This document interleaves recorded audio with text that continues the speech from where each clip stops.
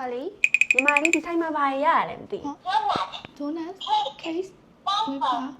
coffee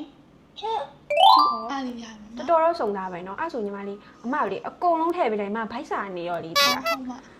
အကုန်လုံးတစ်မျိုးစီထည့်ပေးလိုက်ပြီးတော့လေညီမလေးတို့ဆိုင်မှာကတ်နဲ့ရှင်းလို့ရတာမသိဘူး ဟုတ်ပါပါရှင်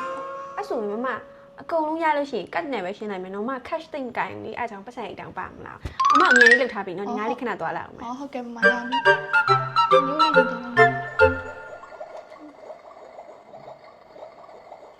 ဒီလိုလေးဆိုပြီးတော့ပိတ်ပြီးတော့ coffee ဖြောဖို့လုပ်မယ်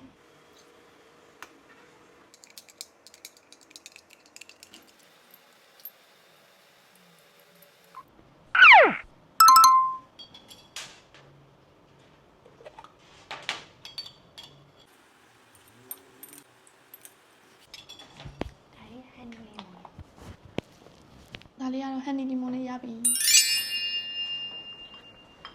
ဟာလေညီမအမမှားရတာလေးရပြီလားမသိ ဟုတ်မှရပြီနော်မ ဟောဒါလေးလား ဟုတ်ကဲ့ ပုံစံလေးရတော့မစိုးဘူးစားကြည့်ကြလေအမတစ်ခုတစ်ခါလေးစားကြည့်လိုက်မယ်နော် စားကြည့်ပါ ဒါလေးလည်းကောင်းနေသေးတယ်ညီမလေးတို့ဆိုင်လေးရကောင်းတာပဲ